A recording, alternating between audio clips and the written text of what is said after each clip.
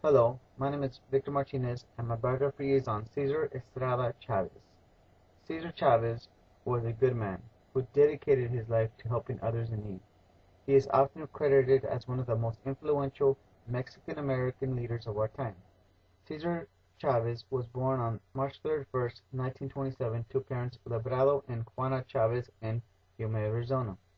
As a young boy, Cesar Chavez learned quickly that life wasn't easy as Mexican Americans, as he was often punished for speaking Spanish in school by his teachers and mocked by his fellow classmates. Cesar's parents taught him that even though people would mock him, he would still have to show respect to them. Cesar's parents had a strong belief in God and would instill that into Cesar Chavez's life.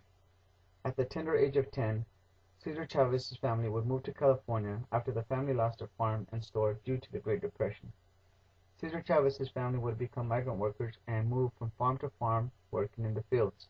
It is during this experience that Cesar Chavez learned quickly that migrant workers weren't being treated with dignity or respect from the growers. Migrant workers were often punished for taking breaks after working long hours in 100-degree weather.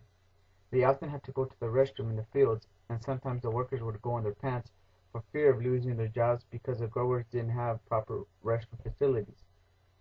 The growers didn't have fresh water in the fields to give to the workers, so many would suffer serious health problems because of thirst and chemicals that were in the fields. At the age of 18, Cesar Chavez would join the U.S. Navy to get away from the problems back home and to serve his country. In 1948, he married his longtime girlfriend, Helen Favela, which eventually they would have had 8 children together. In 1952, Cesar would join the Community Service Organization, which was a Latino civil rights group. During his time with CSO, Cesar would set up voter registration drives and hold community meetings in support of workers' rights.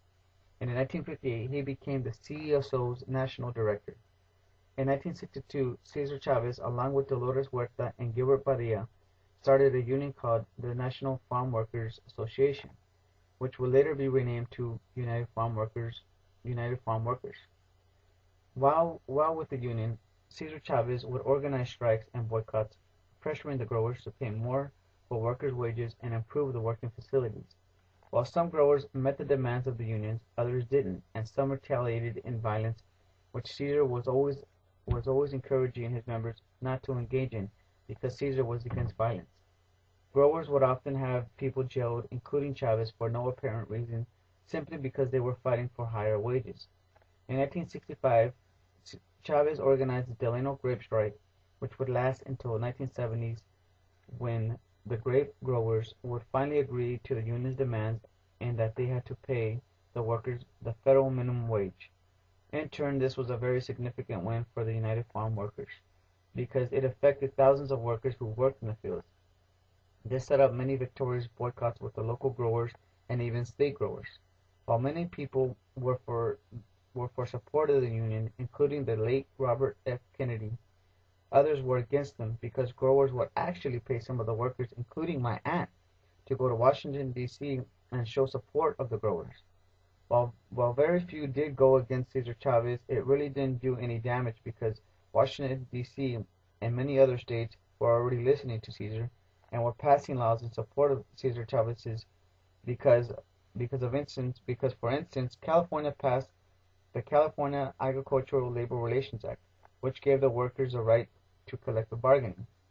Cesar Chavez would gain the respect of his members by going on hunger strikes to support their cause, in which he didn't eat unless their demands for better wages improved.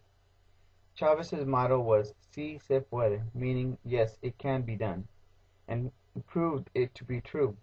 His work for the fair treatment of farm workers changed the lives of millions of people for the better. In 1983, after a lifetime of valiantly working for social justice, Chavez died of natural causes at the age of 66. In 1994, after his death, Chavez was awarded the Presidential Medal of Freedom posthumously. Many schools, roads, parks, museums, and buildings, and even a holiday have been named after Cesar Chavez. This biography hits close to home because I myself was raised in Delano, California, and I remember seeing Cesar Chavez on many occasions, and even went to his memorial in Delano, which thousands of people were there. Cesar Chavez had a huge impact on the community of Delano because the UFW had a 40-acre land just outside of town, and I remember going to free clinics that they had. And Chavez, I remember, he was there talking to the people, organizing everybody. So I remember that vaguely. Cesar Chavez leaves a legacy that will live on forever in the lives that he inspired. The end.